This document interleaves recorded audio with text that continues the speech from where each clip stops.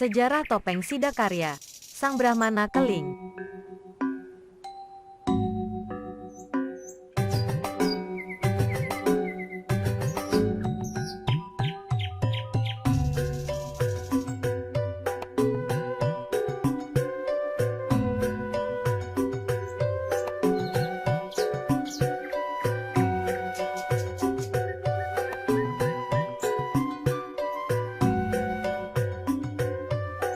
Brahmana Keling.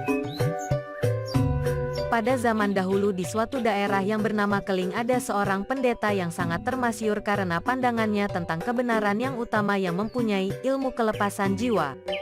Ia disebut sebagai Brahmana Keling karena beliau berasal dari sebuah daerah yang bernama Keling di Jawa Timur. Beliau juga mendirikan pasraman atau pertapaan di lereng Gunung Bromo. Brahmana Keling adalah putra dari Dang Hyang Kayu Manis, cucu dari Empu Chandra, Kumpi dari Empu Bahula dan Cicit dari Empu Beradah. Tetapi sampai saat ini belum ada yang tahu nama beliau yang sebenarnya. Karena beliau berasal dari daerah Keling, maka beliau dipanggil dengan sebutan Brahmana Keling.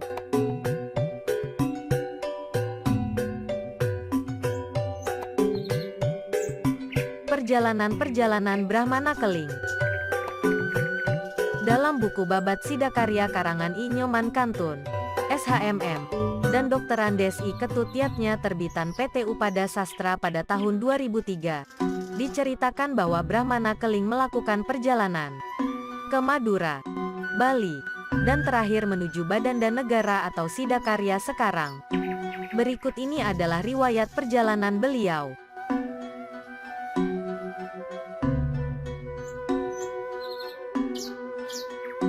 Perjalanan Brahmana Keling ke Madura.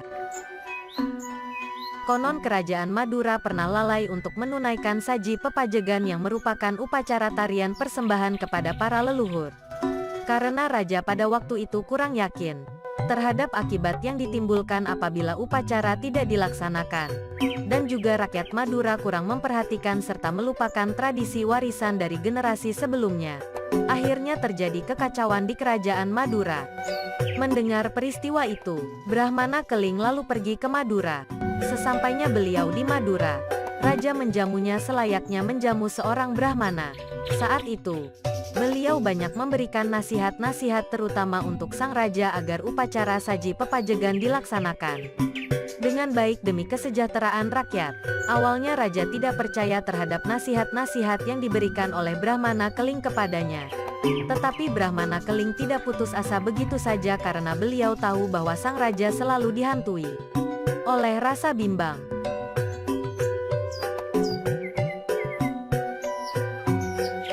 Supaya sang raja merasa yakin, akhirnya Brahmana Keling memperlihatkan dan menunjukkan kekuatan batinnya dengan cara pohon pisang yang sudah layu dan kering beliau hidupkan lagi sehingga menjadi hijau dan subur kembali. Benang yang semula berwarna hitam dalam sekejap beliau rubah menjadi berwarna putih. Dan hal-hal aneh lainnya yang Brahmana Keling tunjukkan pada raja agar sang raja percaya padanya. Akhirnya sang raja terperangah dan terpesona melihat keajaiban yang Brahmana Keling tunjukkan. Sejak saat itu, sang raja sangat taat menjalankan petunjuk-petunjuk yang diberikan oleh Brahmana Keling. Beliau juga ditunjuk untuk memimpin upacara di Madura. Setelah itu, upacara-upacara seperti tari saji pajegan berlangsung dengan lancar dan sukses. Keadaan kerajaan kembali aman dan tenteram. Oleh karena itu di Madura beliau dijuluki sebagai Brahmana Wasaka yang kira-kira berasal dari kata wacika yang berarti ucapan atau perkataan, dan satya yang berarti kesatria atau kebenaran. Secara umum Brahmana Wasaka berarti apa yang beliau ucapkan selalu dapat dibuktikan kebenarannya. Sidi ngucap Sidi mandi. Beliau selanjutnya kembali ke Jawa Timur.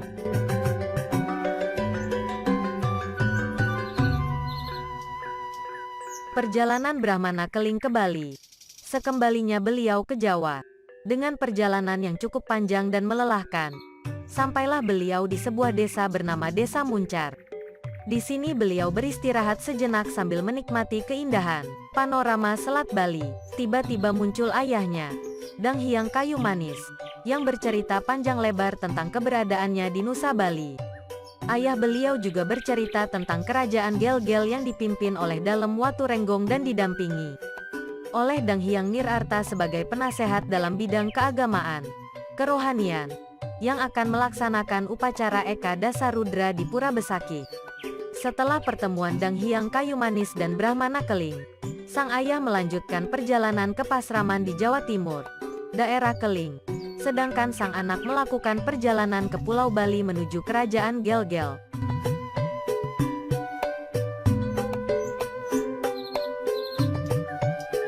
Tak ada yang tahu tentang bagaimana perjalanan Brahmana Keling ke Bali. Sesampainya beliau di Gel-Gel, kerajaan sedang dalam kondisi sepi dan beliau disapa oleh beberapa pemuka masyarakat yang ada di kerajaan.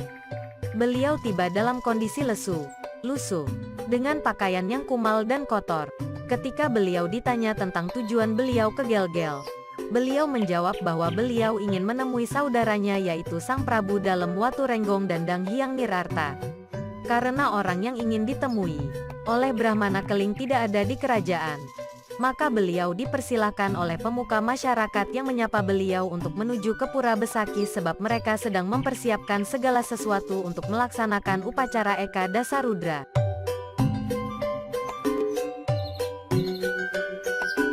Sesampainya beliau di pelataran Pura Besaki, beliau disapa oleh masyarakat yang sedang ngayah dan ditanyakan maksud kedatangan beliau. Brahmana Keling menjawab bahwa beliau ingin bertemu saudara beliau yaitu Dalem Watu Renggong dan Dang Hyang Nirarta. Masyarakat tadi tidak percaya terhadap jawaban Brahmana Keling yang mengaku-ngaku sebagai saudara dengan dalam junjungannya.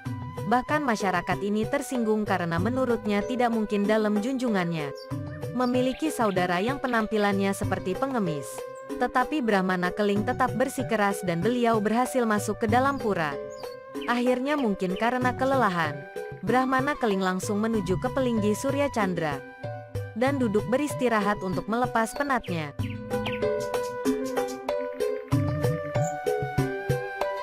Tak berselang berapa lama, datanglah Sang Prabu Dalem Watu Renggong. Begitu beliau menoleh ke atas Pelinggi Surya Chandra, alangkah terkejutnya beliau. Karena murkanya, beliau langsung memanggil prajurit untuk menanyakan siapa gerangan orang yang telah berani duduk di atas Pelinggi Surya Chandra. Prajurit menjawab bahwa orang itu Brahmana Keling. Memang dari tadi memaksa untuk masuk dan beliau mengaku sebagai saudara Sang Prabu dan Dang Hyang Nirarta. Tetapi tidak ada yang tahu mengapa tiba-tiba orang itu sudah ada di atas Pelinggi Surya Chandra.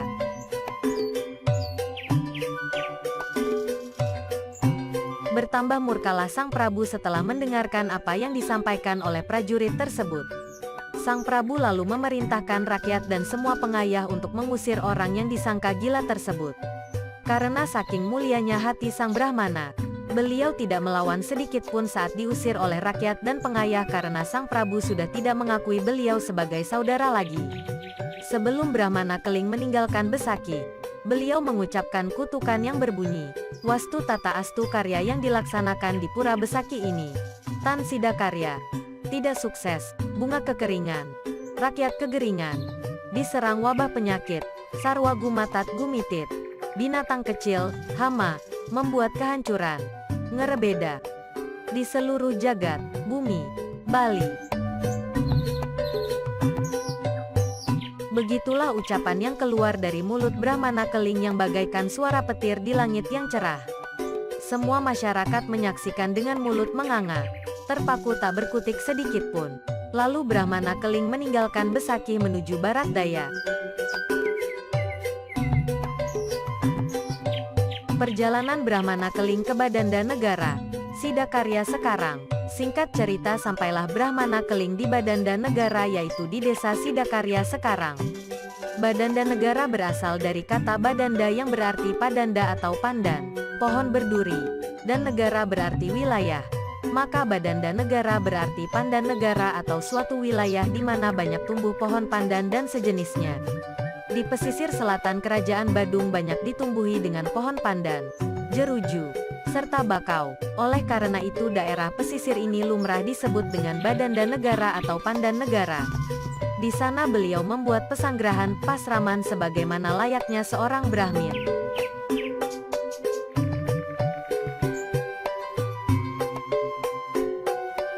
Situasi kerajaan Gel-Gel dan seluruh jagat Bali. Sepeninggal Brahmana Keling dari Pura Besaki, tidak berapa hari suasana jagat Bali terutama kerajaan Gel-Gel dan sekitarnya berangsur-angsur menampakkan situasi yang tidak mengenakan. Seperti ucapan sang Brahmana Keling dalam kutukannya, semua pohon-pohonan yang berguna bagi pelaksanaan karya Eka Dasarudra di Besaki seperti kelapa, pisang, padi, sayuran, dan sebagainya semua layu. Buah-buahan berguguran, wabah dan hama seperti ulat, tikus, dan lain-lain semakin banyak dan ganas menyerang tanaman-tanaman petani. Bumi seketika menjadi kering kerontang. Wabah penyakit, gerubuk, menyerang penduduk. Terjadi pertengkaran antar pengayah, yang disebabkan oleh hal-hal yang sepele, hingga keadaan menjadi kacau balau.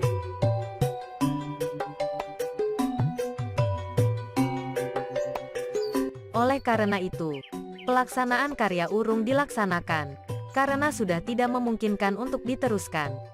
Melihat kenyataan seperti itu, Dang Hyang Nirarta diperintahkan oleh Dalem Watu Renggong melakukan upacara pembasmian. Bahkan dengan dilakukannya tapa semadi oleh Dang Hyang Nirarta seakan-akan tidak mempan, bahkan terkesan masalah semakin menjadi-jadi. Semua keadaan serba menyedihkan. Akhirnya Ida Dalem sendiri yang turun tangan. Pada suatu malam Dalem Watu Renggong mengadakan tapa semadi di Pura Besaki. Beliau mendapatkan pewisik dari Ida Betara yang berstana di Pura Besaki, bahwa Dalem Watu Renggong telah berdosa karena mengusir saudaranya sendiri secara hina.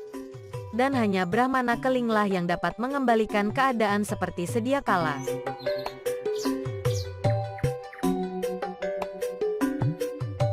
Setelah mendapatkan petunjuk berupa pawisik, esok harinya Dalem Watu Renggong langsung memanggil Perdana Menterinya yaitu Arya Kepakisan, Gusti Agung Petandakan, serta memanggil para patih lainnya, seperti Arya Pengalasan, Arya Ularan, dan lainnya, termasuk para punggawa untuk mengadakan sidang. Dalam sidang tanpa agenda tersebut, diputuskan agar menjemput Brahmana Keling yang pernah diusir sebelumnya secepatnya karena hanya beliau yang dapat mengembalikan keadaan seperti sedia kala. Dikatakan juga bahwa beliau, Brahmana Keling, sedang berada di Badanda Negara yaitu di pesisir selatan Kadipaten Badung.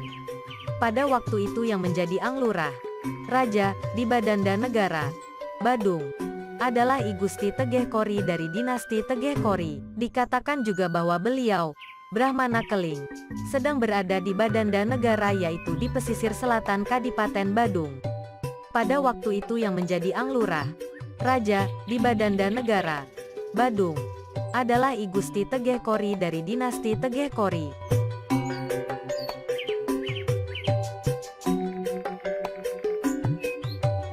Singkat cerita berangkatlah rombongan yang ditugaskan untuk menjemput Brahmana Keling ke Badanda Negara. Pertama-tama mereka menuju kerajaan Tegeh Kori untuk meminta petunjuk lebih lanjut. Akhirnya mereka diarahkan untuk menuju Pandan Negara, pesisir selatan kerajaan Badung yang menjadi Sidakarya sekarang. Sesampainya rombongan di Pandan Negara, bertemulah mereka dengan Brahmana Keling. Mereka langsung menghaturkan sembah sujud mohon ampun sekaligus menceritakan tentang maksud kedatangan mereka menghadap beliau. Sesuai dengan perintah Dalem Watu Renggong, Brahmana Keling diminta untuk bersedia datang ke hadapan Dalem Watu Renggong sesegera mungkin. Sesudah mereka bercerita, Brahmana Keling mempersilahkan mereka untuk kembali ke kerajaan Gel-Gel lebih dulu. Brahmana Keling akan menyusul kemudian.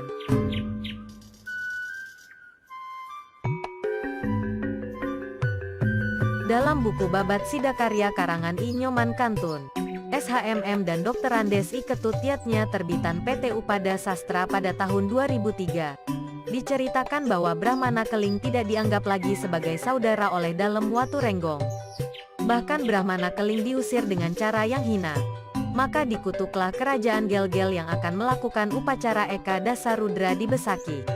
Kutukan itu berbunyi, Wastu Tata Astu karya yang dilaksanakan di Pura Besaki ini Tan Sidakarya tidak sukses, bunga kekeringan, rakyat kegeringan, diserang wabah penyakit, sarwa gumatat gumitit, binatang kecil, hama, membuat kehancuran, ngerebeda, di seluruh jagat, bumi, Bali, dan apa yang dikatakan oleh Brahmana Keling menjadi kenyataan. Hingga dalam suatu pertapaan yang dilakukan oleh Dalem Watu Renggong, beliau mendapat pawisik yang mengatakan bahwa hanya Brahmana Keling saja yang dapat mengembalikan keadaan seperti semula. Lalu Brahmana Keling dijemput oleh rombongan dari kerajaan. Gel-Gel dan Brahmana Keling bersedia untuk menghadap Dalem Watu Renggong di kerajaan Gel-Gel.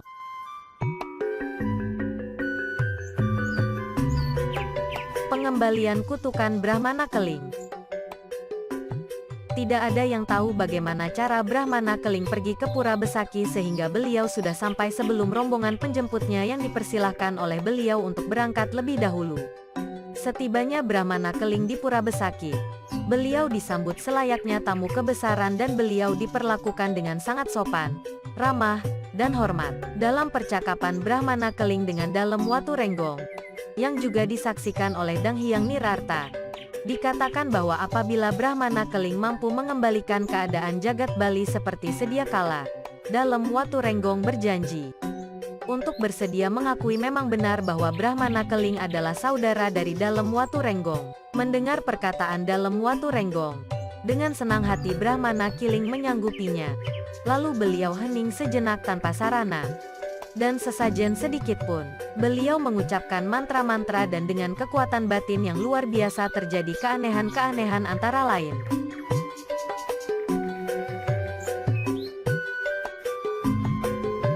Ayam yang sebelumnya berwarna selain putih dikatakan berwarna putih oleh beliau. Seketika ayam tersebut berubah warna menjadi putih. Pohon kelapa yang kering, layu tanpa buah seketika berubah menjadi subur, hijau dan berbuah sangat lebat. Begitu juga pohon pisang yang sudah layu dihidupkan kembali dan berbuah lebat. Hama tikus, wereng, walang sangit, ulat dan sebagainya lenyap seketika. Masyarakat yang diserang wabah penyakit seketika menjadi sehat. Apa yang diucapkan oleh Brahmana Keling betul-betul terbukti sehingga Ida Dalem Watu Renggong dan Dang Hyang Nirarta serta hadirin yang menyaksikan terheran-heran dan terpesona karena terjadi hal-hal aneh yang menakjubkan. Akhirnya sesuai janjinya, Dalem Watu Renggong mengakui Brahmana Keling adalah saudaranya sendiri.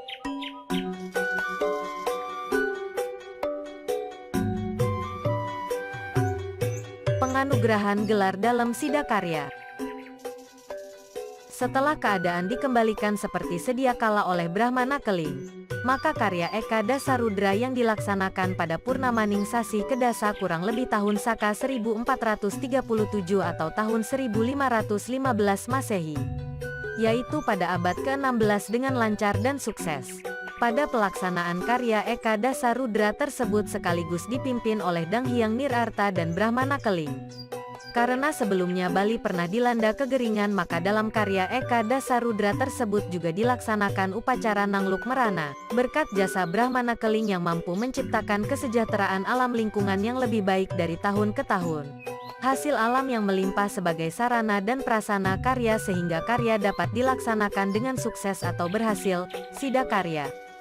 Sesuai dengan harapan Dalem Watu Renggong, maka Brahmana Keling dianugerahi gelar Dalem. Mulai saat itu Brahmana Keling mabiseka Dalem Sidakarya. Lalu diadakan upacara pediksan sebagaimana mestinya.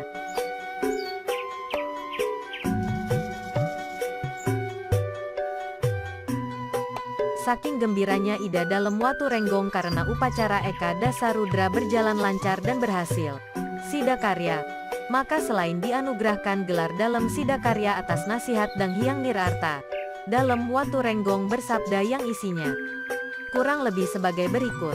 Mulai saat ini dan selanjutnya bagi setiap umat Hindu di seluruh jagat yang melaksanakan upacara wajib Nunastirta Penyida Karya yang bertempat di Pasraman Dalem Sidakarya supaya upacara yang dilakukan menjadi Sidakarya berhasil, yang terletak di pesisir selatan Kerajaan Badung, Sidakarya sekarang. Pada setiap upakara atau sarana upacara disebarkan sarana serba sidakarya seperti sayut sidakarya untuk di Banten atau sesajen, tipat sidakarya untuk makanan kesejahteraan, tari topeng sidakarya untuk wali, keselarasan, dan orang yang mengadakan upacara wajib Nunas Catur Bija dan Pancataru Sidakarya. Catur Bija yang dimaksud antara lain beras, ketan, beras merah, dan incin, ketan hitam. Kesemuanya itu secara umum digunakan untuk pengini Ini karya dan pengingsahan karya. Sebagai ajengan catur dalam kegiatan yatnya. Jatu ini sebelum dipergunakan ditaruh di penetegan beras.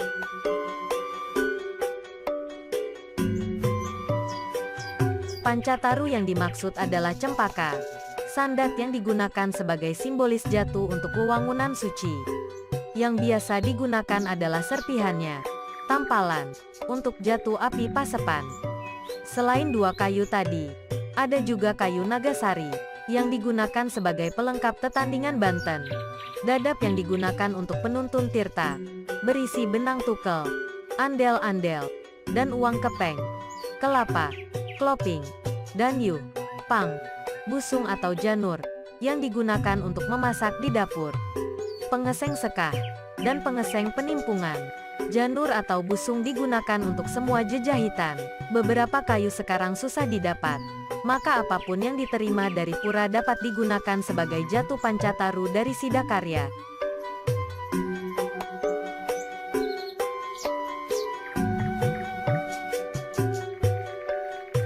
Penghormatan untuk dalam Sidakarya. Sebagai penghormatan dan kenangan dari peristiwa di atas. Selanjutnya dari ketiga tokoh penting dalam pemerintahan Dalem Watu Renggong yaitu Dalem Watu Renggong sendiri, Dang Hyang Nirarta, dan Dalem Sidakarya. Akhirnya Dalem Watu Renggong memerintahkan Pasek Akeludadah untuk pertama kalinya membuat tapel atau topeng yang menggambarkan sang tiga sakti atau ketiga tokoh yang berperan penting dalam pemerintahan Dalem Watu Renggong. Menurut orang yang menulis buku ini, Akeludadah berasal dari dua kata yaitu akelut yang berarti penyucian atau pembersihan, pemarisuda, dan dadah yang berarti air atau air suci, tirta. Jadi Akeludadah berarti tirta pemarisuda atau penyucian. Segala bentuk mala atau kotoran yang disimbolkan dengan topeng yang dipentaskan sebagai tarian sakral pada sebuah pelaksanaan upacara yatnya. Karena Ipasek ini berjasa dalam membuat topeng Akeludadah, maka beliau disebut dengan Pasek Akeludadah. Namun topeng yang dibuat oleh Pasek Akeludadah belum diketahui keberadaannya.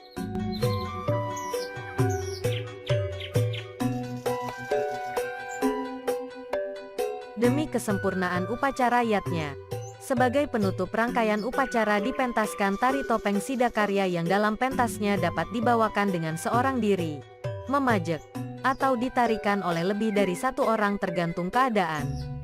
Dalam tari topeng Sidakarya, tokoh penting yang ditampilkan adalah tokoh Dang Hyang Nirarta sebagai pendeta, Dalem Watu Renggong sebagai penguasa, raja dan Dalem Sidakarya yang disebut sebagai sang tiga sakti. Adapun ciri-ciri dari topeng Sidakarya adalah berwarna putih, bermata sipit, giginya agak maju, jongos, berwajah setengah manusia dan setengah demani, berambut sebahu, memakai kerudung yang dirajah, dan penarinya biasanya membawa bokoran, berisi canang sari, dupa, beras kuning, sekar ura, dan sebagainya sebagai simbol kedarmawanan. Penari topeng Sidakarya lalu menari dangkrak-dingkrik dan dilanjutkan dengan menangkap penonton yang masih anak-anak lalu diberikan uang kepeng, yang artinya kurang lebih sebagai perwujudan mengobati orang sakit serta memberikan kesejahteraan pada orang lain. Ini juga merupakan simbolis siklus kehidupan yaitu lahir, kecil, muda, tua, mati. Setelah itu penari mengucapkan ngucarang, mantra, yang isinya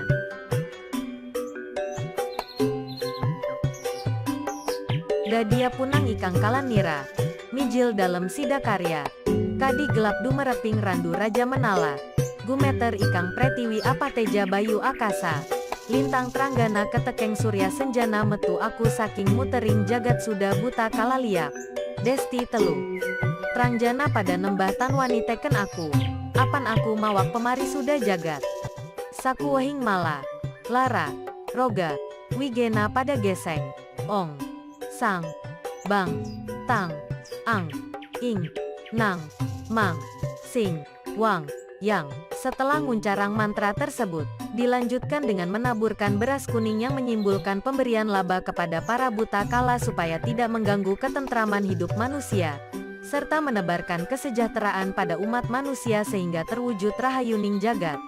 serta dibarengi dengan penebaran sekar ura yang merupakan simbol medana, dana, bersedekah.